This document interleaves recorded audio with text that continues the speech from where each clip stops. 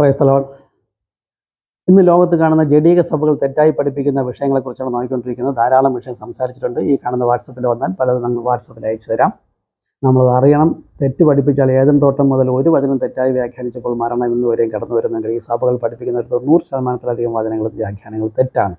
Okay, ഇന്നൊരു വിഷയം നോക്കുന്നു. എല്ലാവരും മരണ വീടുകളിലും പറയും, പള്ളികളിലും എവിടെ പ്രസംഗവേദികളിലും പറയും, നാം എല്ലാവരും മരിക്കും, മനുഷ്യനായി ജനിച്ചാൽ ഒരിക്കൽ മരണം നിശ്ചയം എന്ന് പറയുന്നുണ്ട്. അല്ലേ? അത് തെറ്റാണ്. ക്രിസ്ത്യാനിയെ സംബന്ധിച്ചോളം, ക്രിസ്തുവിനുള്ളവനെ സംബന്ധിച്ചിടത്തോളം അത് തെറ്റാണ്.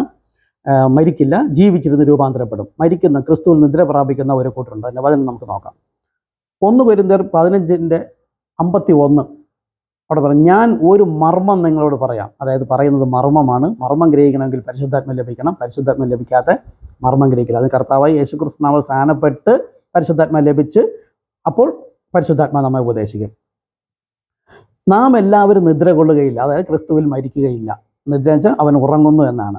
മരിച്ചവരും മൗനതയിൽ ഇറങ്ങിയവരും മേലാൽ ഒന്നും അറിയുന്നില്ല എന്ന് പറയുന്നത്. അപ്പോൾ 2 കൂട്ടരുണ്ട്. ഓക്കെ, നാം എല്ലാവരും നിദ്ര കൊള്ളുകയില്ല. എന്നാൽ അന്ത്യകാഹളനാദത്തിങ്കൽ പെട്ടെന്ന് കണ്ണിമിക്കുന്നതിനിടയിൽ നാം എല്ലാം രൂപാന്തരപ്പെടും. അപ്പം ജീവിച്ചിരുന്ന് യേശുക്രിസ്തു വരുമ്പോൾ രൂപാന്തരപ്പെടുന്ന ഒരു കൂട്ടരുണ്ട്. അവർ മരിക്കുകയില്ല, മരണം കാണേണ്ട ആവശ്യമില്ല. കാഹളം ധ്വനിക്കും, മരിച്ചവർ അക്ഷയരായി ഉയർക്കും, നാം രൂപാന്തരപ്പെടുകയും ചെയ്യും. എത്ര കൃത്യമായി വചനം പറഞ്ഞിരിക്കുന്നു. പരിശുദ്ധാത്മാവില്ലാത്ത ഈ സഭകൾ മുഴുവനും പുരോഹിതന്മാർ അനേകം വചനങ്ങൾ തെറ്റിപ്പഠിപ്പിക്കണം. അവർക്ക് പോലും മനസ്സിലാവുന്നില്ല. ആയിരക്കണക്കിന് ജനങ്ങൾ വചനം കേൾക്കാൻ വന്നിരിക്കുന്നു, അവർക്കും ഒന്നും മനസ്സിലാവുന്നില്ല. എല്ലാവരും അവർ ഉപദേശിക്കുന്നത് ബൈബിൾ കോളേജ് പിശാച് തുടങ്ങിയതാണ്. ആ ബൈബിൾ കോളേജ് വഴി പഠിപ്പിക്കുന്ന തെറ്റായ വ്യാഖ്യാനം കേട്ട് ഭക്ഷിച്ച് മരണത്തിലേക്ക് പോയിക്കൊണ്ടിരിക്കുന്നു. ഫലം കൊണ്ട് വൃക്ഷത്തെ തിരിച്ചറിയാം. 1 Thessalonians 4:15 കർത്താവിൻ്റെ പ്രത്യക്ഷത വരെ ജീവനോടെ ശേഷിക്കുന്നവരായ നാം, അത് ജീവനോടെ ഇരിക്കുന്നവർ, നിദ്ര കൊണ്ടവർക്ക് മുമ്പാകെയല്ല എന്ന് ഞങ്ങൾ കർത്താവിൻ്റെ വചനത്താൽ നിങ്ങളോട് പറയുന്നു.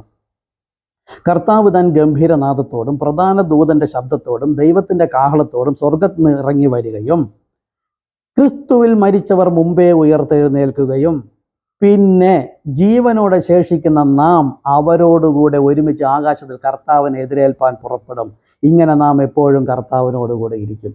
നമുക്ക് ഈ ജഡീക സഭകളൊന്നും ക്രിസ്തുവിലല്ല, കർത്താവിലല്ല. മൂടുപടം എന്ന വിഷയം നമ്മൾ സംസാരിച്ചല്ലോ. കർത്താവിലേക്ക് തിരിയുമ്പോൾ മൂടുപടം നീങ്ങിപ്പോകും, ക്രിസ്തുവിൽ മൂടുപടം നീങ്ങിപ്പോകും. ഈ സഭകളൊന്നും യേശുക്രിസ്തുവിന് സ്ഥാനപ്പെട്ട് പരിശുദ്ധാത്മ ലഭിക്കാത്തതിനാൽ വിശദീകരിക്കപ്പെടുകയോ ദൈവസഭയുടെ ഭാഗമോ അല്ല. അതുകൊണ്ട് ഈ മർമ്മങ്ങളൊന്നും അവർക്ക് ഗ്രഹിക്കുന്നതുമില്ല. ഇനി പഴയ നിയമകാലത്ത് ഹാനോക്ക് ദൈവത്തോടു കൂടെ നടന്നു. അവൻ മരണം കൂടാതല്ലേ എടുക്കപ്പെട്ടത്? നോഹ നീതിമാനായിരുന്നു, അവൻ കഷ്ടത അനുഭവിച്ചു. നോഹ എടുക്കപ്പെട്ട ശേഷമാണ് അവൻ വെള്ളത്തിൽ പിന്നീട് ഇവിടെ മരിച്ചു പോയത്. ഏലിയാവ് മരണം കൂടാതെ എടുക്കപ്പെട്ടത്. അപ്പോൾ ജീവിച്ചിരുന്ന് രൂപാന്തരപ്പെടുന്നവരോടുണ്ട്. എല്ലാവരും മരിക്കുകയില്ല. സഭകൾ തെറ്റായി പഠിപ്പിക്കുകയാണ്. ഓക്കെ, കർത്താവ് നിങ്ങളായിരിക്കും.